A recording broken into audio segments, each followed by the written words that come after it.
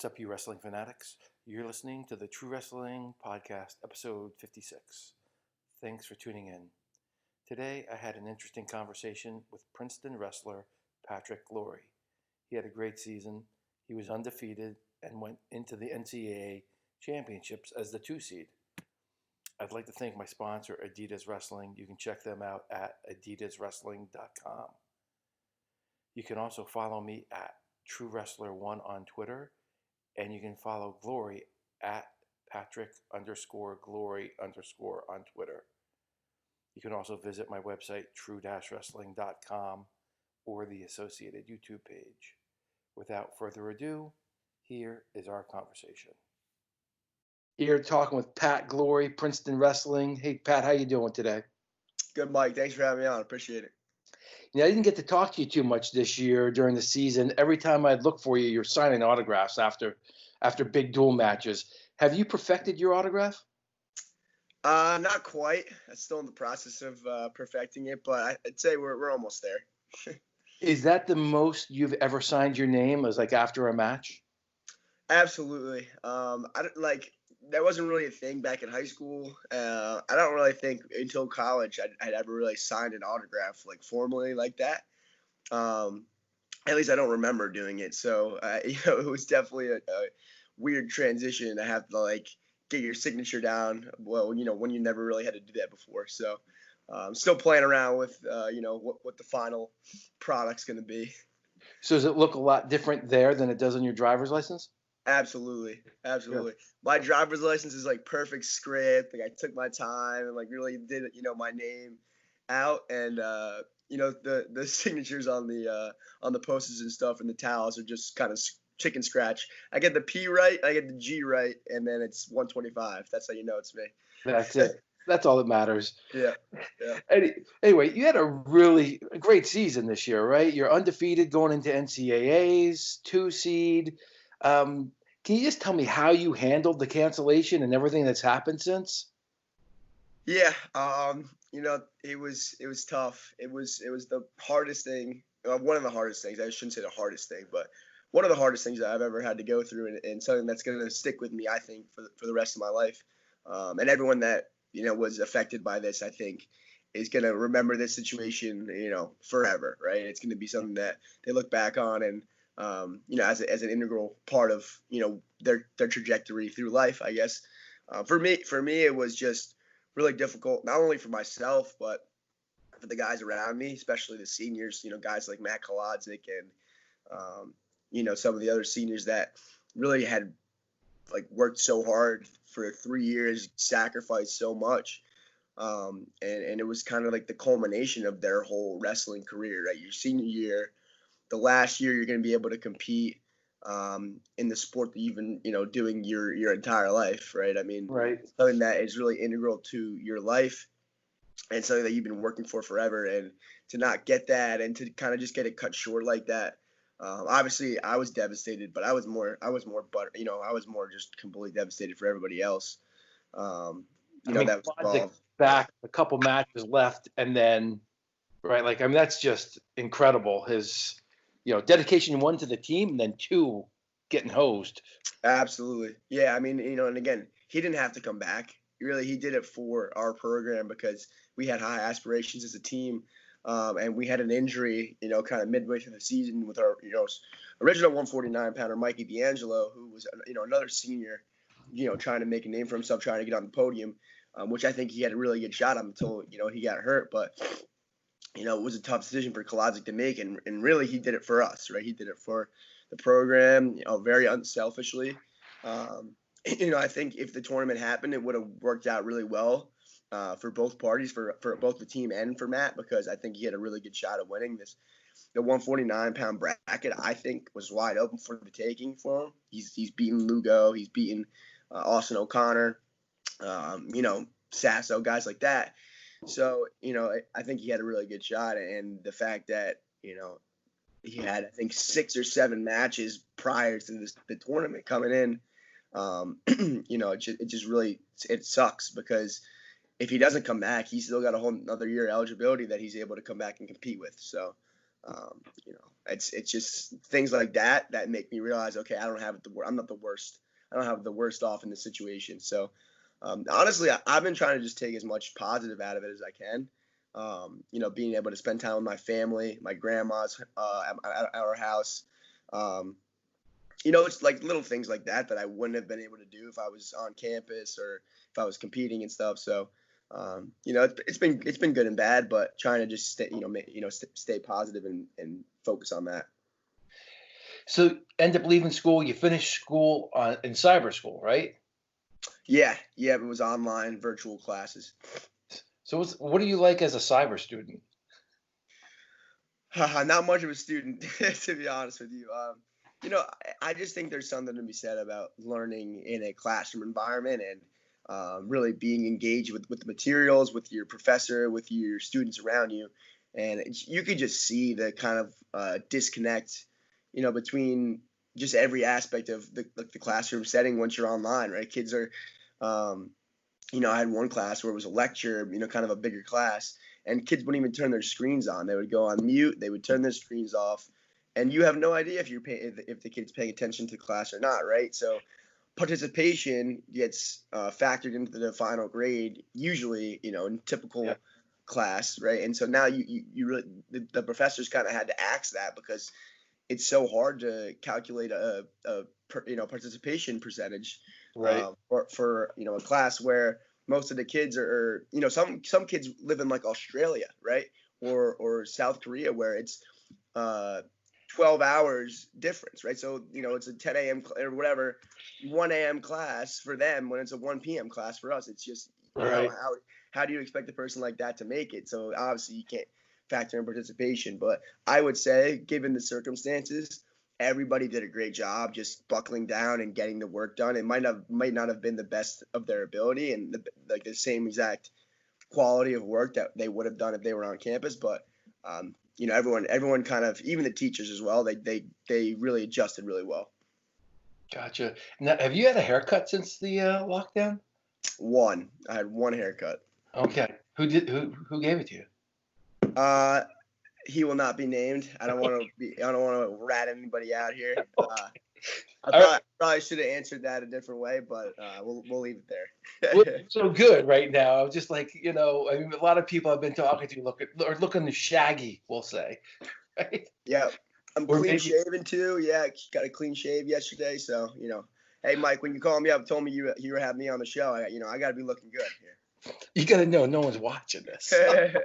I'm kidding. You know, something we've never talked about that I always wanted to ask you about is Jersey is putting out some of the best lightweights of the generation. Suriano, Kolioko, Howard, yourself. What's the reason for that? That's a great question. I just think because the lightweights in New Jersey, even just at a youth level, are just so competitive. I mean, if you look back at my, you know, middle school, high school, or not even middle school, like elementary school, and you know, just going up the ladder in terms of, you know, the youth level. If you go back and look at like the state tournament brackets or like, you know, my Randolph qualifier bracket, like it's crazy than some of the names you see. Yeah. Like all these kids are on the Division 1 level, you know, whether they're starting or not, right? I mean, it's pretty incredible to see the volume of kids that really come through the, you know, youth wrestling program in New Jersey and pan out, especially at the lightweights. So I think it's just a competitive thing. Like if you get that competitive nature at such a young age, and you're kind of competing with the same guys throughout middle school, throughout high school. Once you get to the college level, you know you've wrestled the toughest kids in the country, you know, and you know already, where some kids in other Right. states might not have that luxury. Right. So I think it's just the fact that the national scene is so competitive in New Jersey at a young age.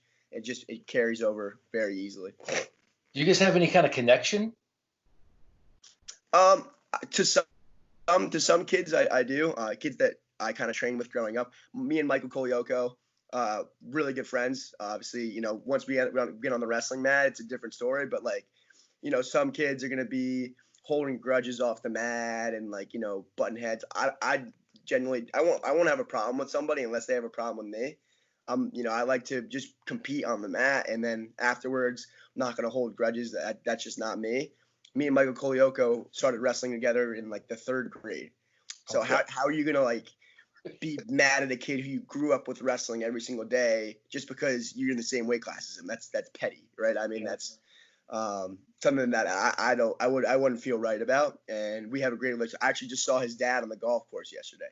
Oh yeah. Yeah, he was giving me tips on what iron to use for my approach shot. So it's just it's a family affair. It really is, right? I mean, if you're a wrestling family in New Jersey, especially in like the Northwestern area, for me, you're probably connected in some way, shape, or form.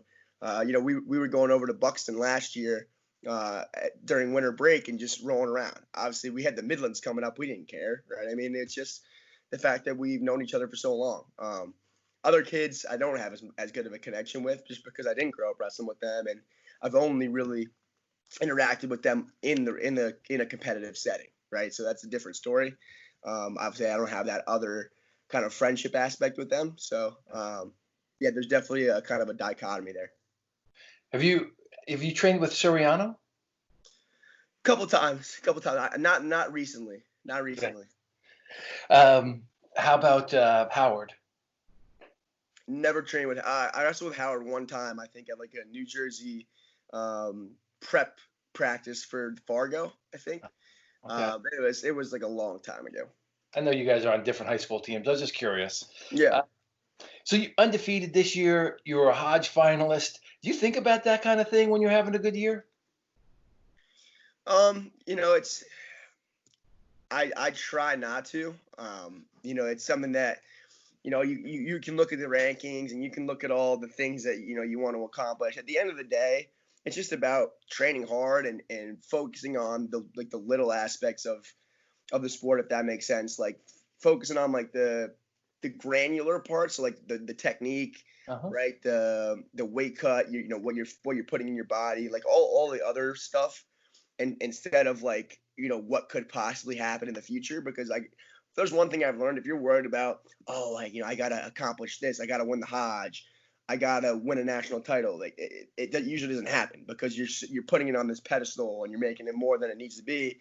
When if you just focus on the little things, the little aspects, it kind of just works out in the end, right? So it's not something that I was thinking about from the beginning of the year, like, oh man, I can't wait to win the Hodge. It's just something that kind of happened, and I'm very, very blessed to be even considered. To be honest with you, don't think I deserve that honor. But at the same token, I'm really blessed and really kind of humbled to be a part of some an elite group of people, like elite group of wrestlers, such as those Hodge finalists. I mean, as a young kid, you see guys like David Taylor and Kyle Dake, and you name it, win the Hodge Trophy. You're like, man, like I want to do that one day. Like that would be so Yeah. cool. But it's almost like a whole separate reality, like something that it's impossible to achieve because of the like the level of you know savviness of those guys. I mean, it's incredible. So I mean, yeah, again, just a very humbling experience for me, and I was really looking forward to kind of solidifying the fact that I deserve to be there at the NCAA tournament. But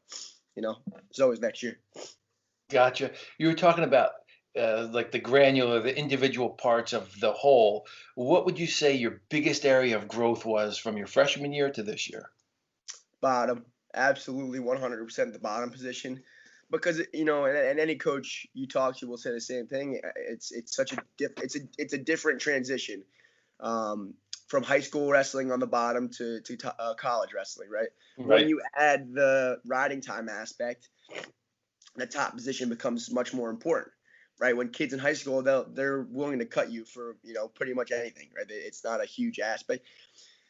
So I just think that was definitely the biggest transition in terms of like the little things that changed from freshman to sophomore year. Um, Also, just being 1 year the elder, right? 1 year the veteran. Freshman year it's tough. You're the youngest of the bunch. For me, I had no redshirt year underneath me. I'm a true freshman. Never been held back in my life. 18-year-old kid wrestling against fifth-year seniors and stuff. So it was difficult, right? It's like, dang, these kids have been around for 4 or 5 years already. I'm just getting here. You try not to think about it, right? You just try to keep wrestling no matter what, and wrestle the same way. But whatever subconsciously, it kind of always winds up creeping in. So that was another thing. I think just being another year older can never hurt too. Gotcha. Now, speaking of bottom, you wrestled somebody after losing to him twice last year, and he kind of rode you on top. Nick Three Piccinini. times. 3 times. I'm sorry, 3 times. Bad math. What was your mindset going into facing him this year? And you beat him pretty convincingly. Just go out there and scrap, man. If you go back and watch that match, I'm not sure where you can. Obviously the Princeton wrestling coaches had their iPad, so I've been watching it through there. It was online for a little while, but they took it down. That was at home, right? It was away. It was at Oklahoma State away this year. Gotcha. All right. Okay. The year before, I think you got it on video. Yeah, that's it. Yep. So. That's right. But yeah, so if you go back and watch that match, right off the whistle, we start banging heads, heavy clubs. We're headbutting each other, right? We knew it was going to be a war, and especially because the team match was so close. Right. We knew it was going to be, a pivotal match within the larger match. So yeah, we just went at it, and there were some positions where, the first takedown maybe was a little controversial. They gave 2 off of, the 90-degree rule. So then he wound up getting a reversal, I believe. I think it was like 2-2 at the end of the first period, whatever. So, wound up being that I wound up getting a set of back points to make it 6-4. In the third period, he chooses neutral, and I wound up getting the last takedown. But again, that scenario, right, 6-4 on our feet, right, it's anyone's match, right? It really is. So it was a matter of who wanted it. We get into a really, really tough scramble. I thought he was going to score. To be honest with you, I was in really bad position. Got my arm underneath his leg, kind of just kept getting my head up, And you could see, it's so funny in like the highlight video that the Princeton wrestling videographer made. He puts it in slow-mo the very end of the match. And you just kind of see the crowd getting up. And then the final takedown happens. And everybody on the Princeton wrestling side was just going nuts. And that was kind of, 8-4 with 30 seconds left in the match. You could pretty much, throw the towel in. So it was just a great environment. Obviously, we wound up losing by a point, giving up 6 right off the bat to Oklahoma State. I mean, you can't walk out of that gym disappointed in that performance. I mean, it was an all-around team effort. Everybody wrestled to the best of their ability, and it was just a lot of fun to be able to wrestle in an environment like that with no pressure. Then you're turning right around after that road trip to come home and face Iowa. Did you know that Spencer Lee was not going to be weighing in because you're going to wrestle number 2 and number 1 in the country back to back? Did you know, or what was the deal? Did you know at weigh-ins and that was the first time? So there's talk about it, with the coaches and everything. I think on social media, people were talking about it too. There was just kind of chitter chatter about it. Spencer Lee's not going to be there, whatever. My coaches were like, listen, regardless of the fact if he's going to be there or not, you're training the same way. You're going to train for him because if he does come out, you're going to be ready. There's no bullshit, right? So, we trained the same way. We were kind of doing the same things that we would have done if we were wrestling him or not. As long as it doesn't come out, regardless, still wrestled the same way. It wasn't anything different. We still needed to put up as many points as possible for the team. But yeah, I mean, go ahead. I was just saying, obviously, I was kind of a little disappointed to not see him after waiting, over a year and kind of just training and kind of nipping at the bud to get at him again. But I mean, at the same token, very understandable from the brands and Spencer Lee's standpoint. Kid just won the Senior Open. I mean, I think the kid deserves a week break. I mean, I would want one if I was him, right? I mean, you're in the swing of the season, right? It's a grind week to week. You kind of just throw that aside for a while, go out and compete at the Senior Open and win it, and then you come back and you're supposed to wrestle, one of the top 5 guys in the country, the week later. I mean, who knows what was going on? He could have had knee problems. He could have had whatever. I'm not going to speculate. From my point of view, I was a little disappointed, understandably so.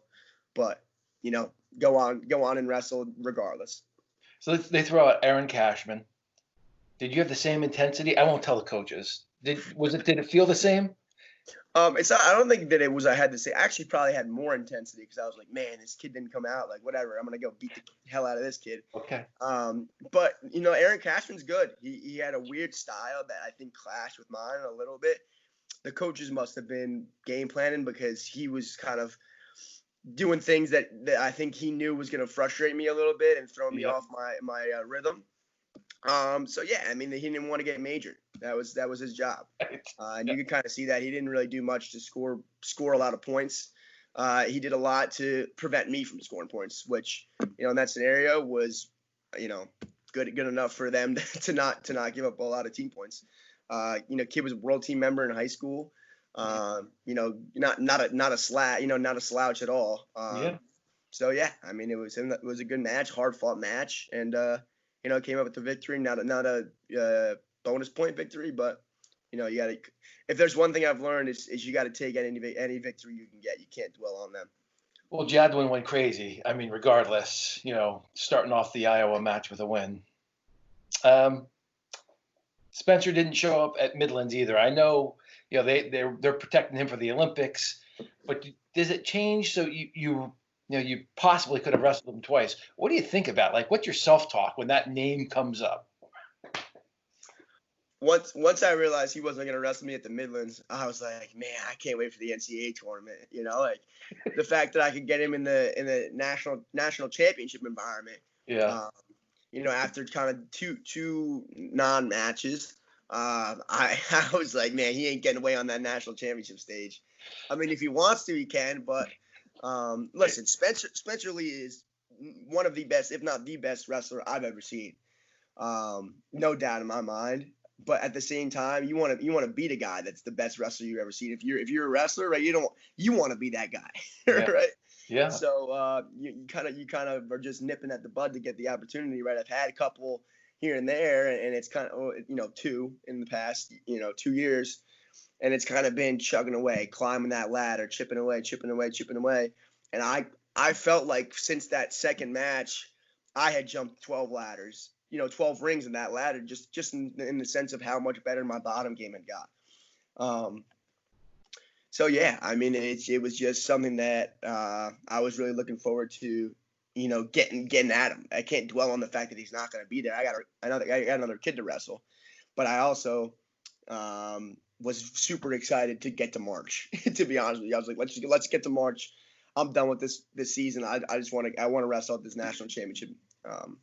Already. Yeah. Gotcha.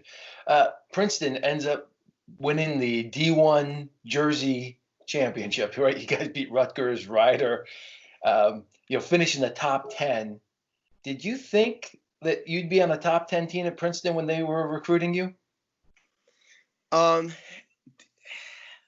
a tough question because, I had no idea what to expect when I came in. I just wanted to be somebody that helped achieve that goal. I didn't know if we were actually going to do it. I just wanted to be there to help.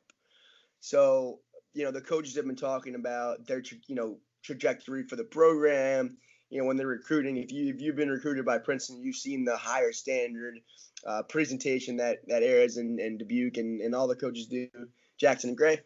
The next step for our program was a top 10, placement, top 10 ranking. Yeah. And he's like, once that happens, the whole recruiting spectrum changes. We get, more guys wanting to come in, right? And then we elevate ourselves. And the next goal was getting a national champ, right? And then, whatever, right? But he had all these little goals that he, foresaw in our future that, were achievable, that were going to really change the culture of our program and the aura, I guess, what people think about us.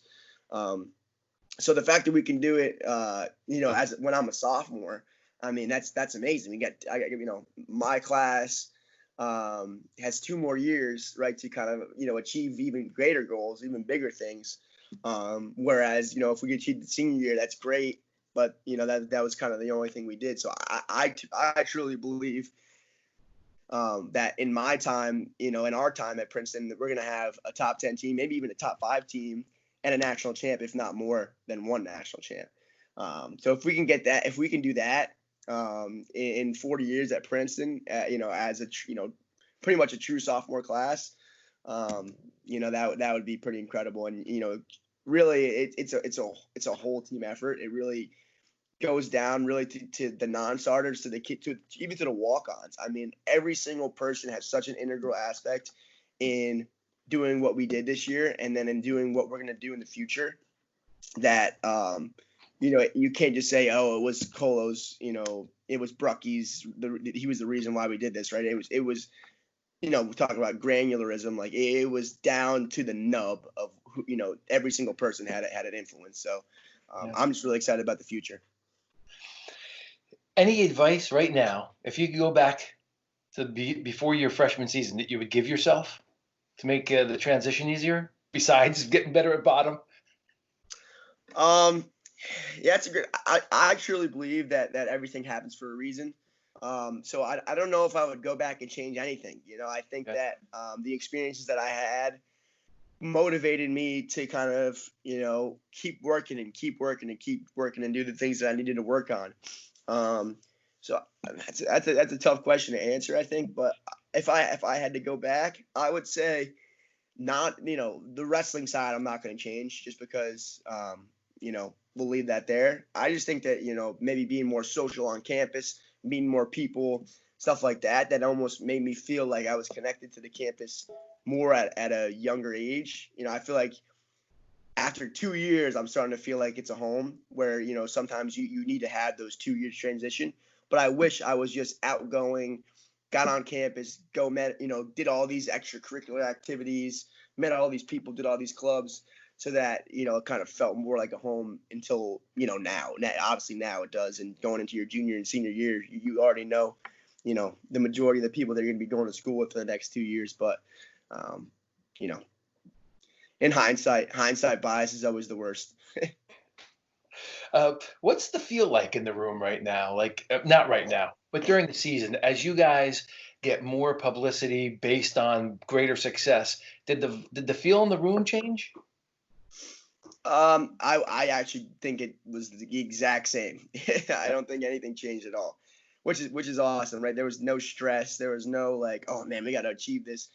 I think it was just another day at the office, which honestly made it a lot easier to achieve those goals that we had, right? I think for the coaches, they were a little nervous, right? I mean, understandably so. They don't really have control of the mental aspect of their guys to the point where they can get us not nervous, but we I don't think we were nervous at all. It was if anything, we were just excited because we knew what we were capable of, and we knew that if we went out and wrestled the same way we normally do, that we were going to do some really cool things. But yeah, I mean, again, the coaches did a really good job kind of shuffling around our team, because I don't think if we again, I don't know. I think bringing back Colo was a huge part of this whole thing, because he gets a pin against Rutgers.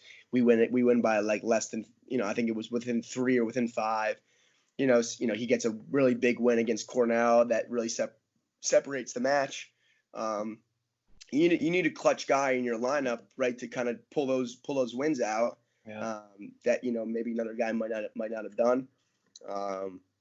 But yeah, I mean, I in terms of what changed in the room, I think it was just, if anything, a higher intensity, because we were so passionate about doing this stuff, but not a noticeable difference.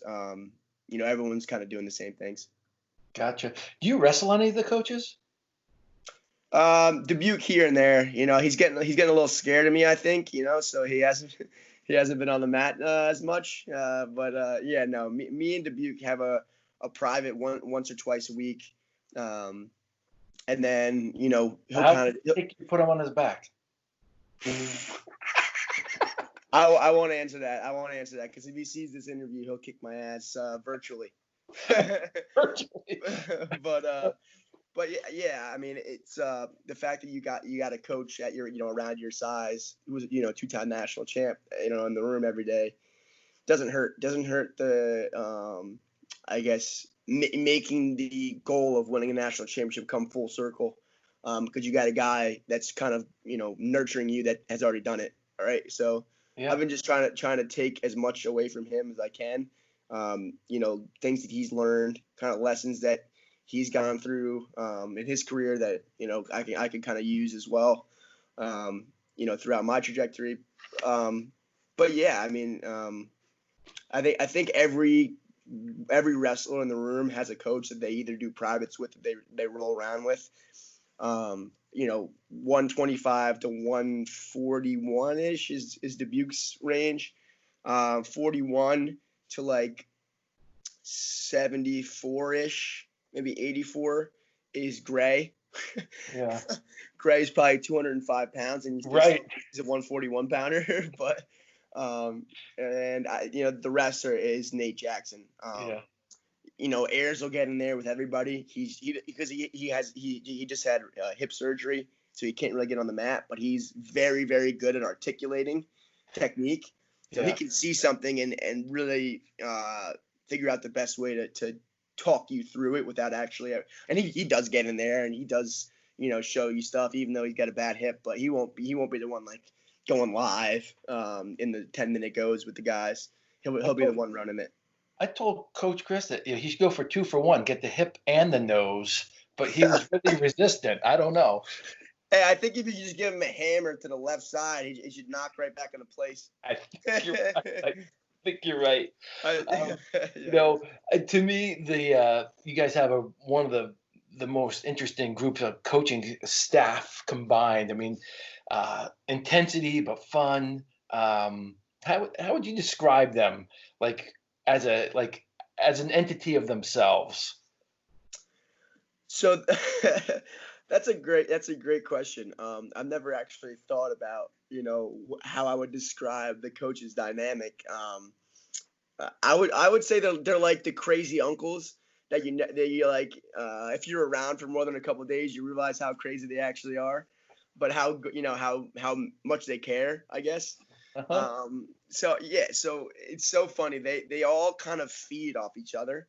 Like if you go down there when we're not having practice, they're all in the office, maybe with their shirts off, like doing, God knows what, playing darts, or, even wrestling in their office, like just stupid stuff that they're always kind of, they're goofballs at heart.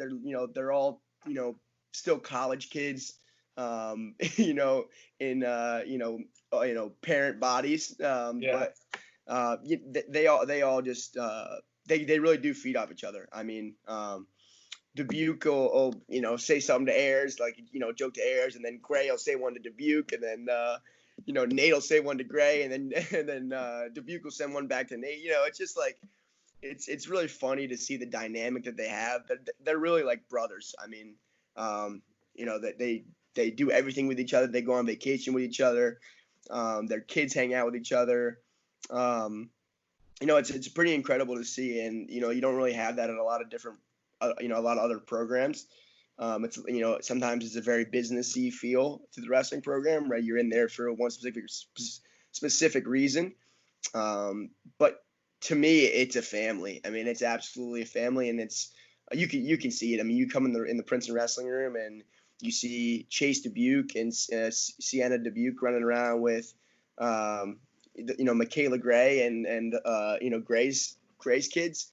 You realize how much of a family atmosphere it really is. Totally. I mean, Mrs. Dubuque is the announcer, maybe one of the, maybe my favorite NCAA announcer, maybe my favorite announcer. She's just kind of funny out there. So it's a real family affair. Absolutely. And you describe, I always call them, Dubuque always teases me because I call them playful puppies, but I know they also have a wolf side to them too. So it's,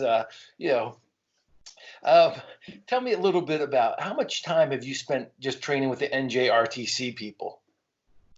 Yeah, so that was something that it's usually a spring affair, right? Because you come into the preseason, it is RTC practice, but you're still wrestling with the coaches. But Reese is always around. Reese is always around, and he was working with Colo a lot, so RTC practice would be like right before our practice, so you go in the room a little early and just pick Reese's brain a little bit. But it's mostly in the spring where you're training for the junior open, or the the U23 open for most of the guys. you're training with Reese and getting ready for that. So that was something that I was looking forward to doing this coming spring. And I did last year. And even over the summer last year, I would go to RTC practices and stuff, and scrap at Rutgers too. But it's just been really great to have guys like Pat Downey and Bryce Meredith, and we had Nathan Tomasello come and check out the RTC program this year for a little while. Uh-huh. Daringer was looking at the NJRTC. So it's really just a great feel. It's something that I've never experienced. Something that you see all these guys on the senior level working their butts off, trying to achieve their dreams. And you really respect that as a Division I wrestler, and you want to be a part of that. So the fact that we can, in some way, shape, or form, contribute to that and support them through it, it's been really special. Gotcha. Hey, changing gears, have you ever in a match or in practice maybe had a bigger guy come over and just put you in a really painful wrestling hold? I mean, I've gotten spladled before a bunch of times. In matches or in practice? Mostly in practice. I mean, usually in matches, like you don't really feel, your adrenaline's flowing so much that like the painful aspect, like you won't really feel unless like you really do something horrible. Like, and even then, you usually don't even feel until after the match. Yeah. Like I tore my LCL against Piccinini this year. I felt it pop in the match, but I couldn't feel it. I kept wrestling, and it wasn't like it was affecting me at all. So, I would say more in practice when you're just rolling around maybe with a bigger guy, and like, he puts you in like, so back in middle school, this kid AJ Medici, who actually, he wrestled at UPenn, but he's from my hometown. He's from Randolph High School kid, was the Spladle King. Like his Xbox 360 name is Spladle123. And he would just figure out the weirdest ways to get you in a spladle. Like I would shoot a single leg and think I'm in deep, and then he'd throw me in a spladle, and I'd be on my back with my legs behind my head, kind of thing. But recently, not really, which is weird. Okay. Who would you most? Now you've always been direct and bold. Who would you most like to spladle? There's a lot of people I could say here. I don't know. Besides the coaching staff. What do you say besides the coaching staff? Yeah. I don't know. I don't know how to answer that question without completely and utterly pointing somebody out. Okay. You can pass if you want. I don't want to incriminate myself. All right. Changing the gears here again. Your team is almost evenly split. You have kids from all over the country there, but the most seems like Pennsylvania, New Jersey. Is there any rivalry? Like all of a sudden you're getting a lot more Nazareth kids coming, Stefanik, his brother. Is there any kind of state rivalry in that room?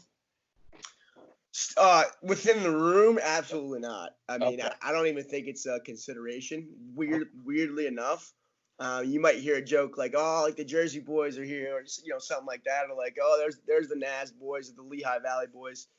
But it's not like, "Oh, like PA versus Jersey, like we're gonna kick your ass," like it's not like that at all.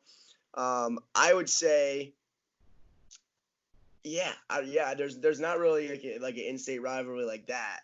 If anything, it's like a rivalry for recruiting with other Ivy League schools, but yeah, I wouldn't say that there's any dynamic there. Okay.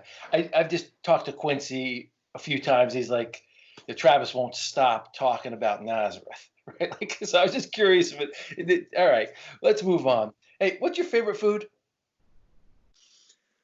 My favorite food, I'd probably have to say, man, if you asked me that like 3 weeks ago, I'd probably have a different answer, but I just had. So I would probably say shrimp tacos. I had these shrimp tacos the other day that were maybe the best food I've ever had.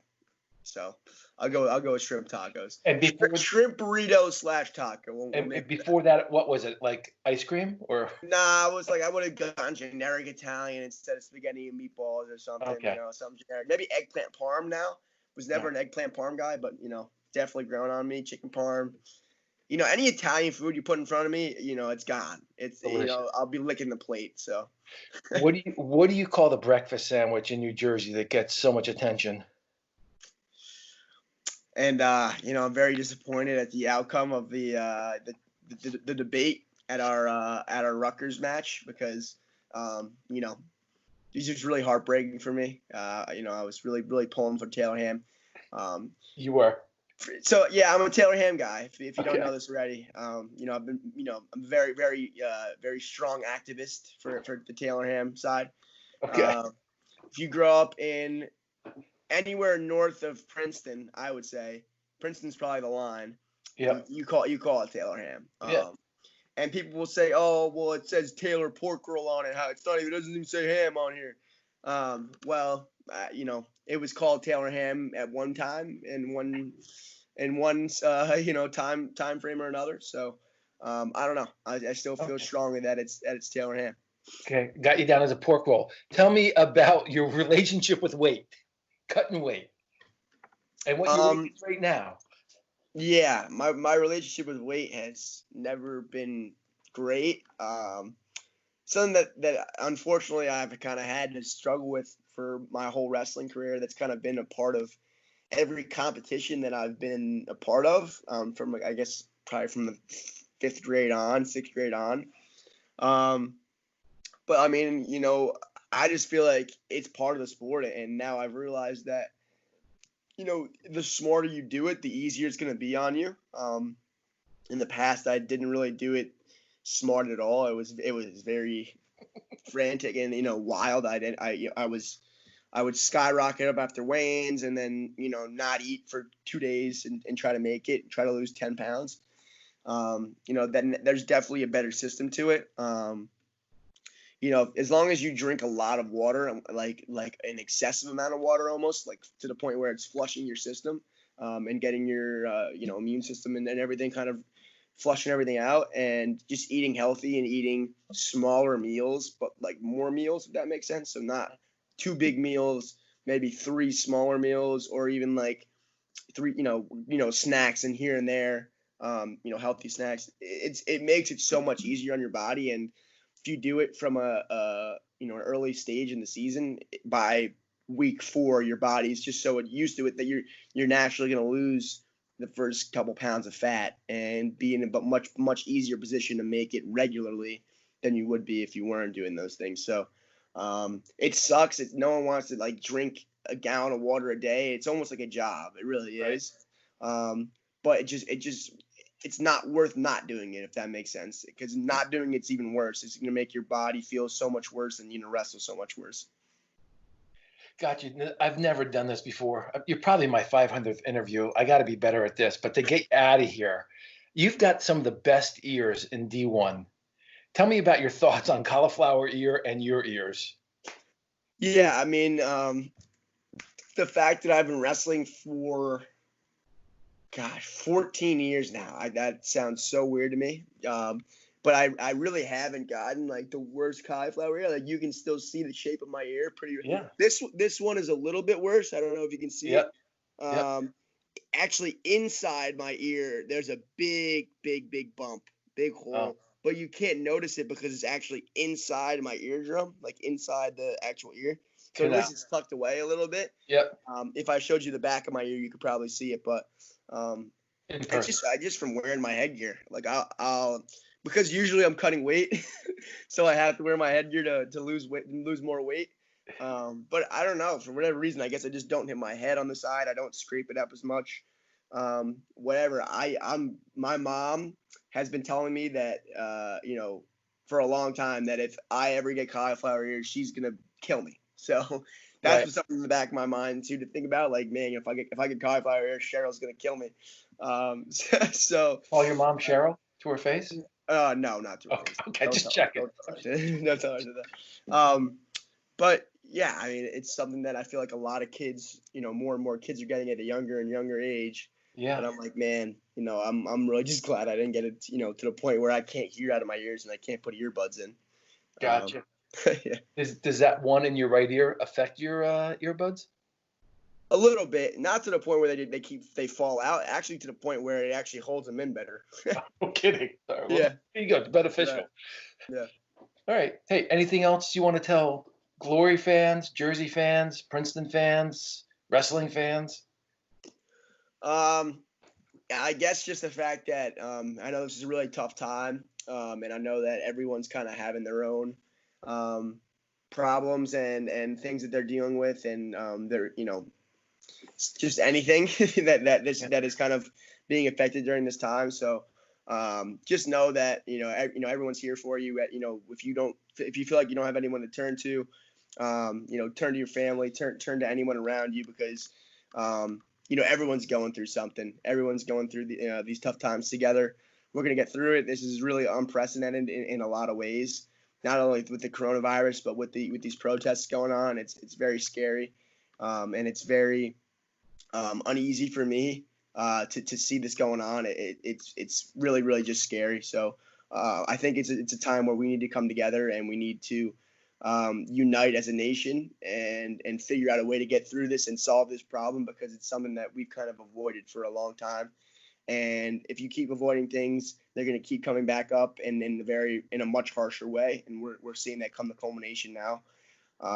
So I feel like we need to just come together and figure out a solution to this as a united nation. But yeah, I mean that just because it's been so prevalent recently, I feel like that needed to be shared. So other than that, thank you for following Princeton Wrestling and everybody involved. We're going to continue to do some great things, and we hope you're there along with the ride for us. Hey Pat, thanks for the time today. Thank you very much, Mike. Appreciate you having me on. Is that okay? That was great. That was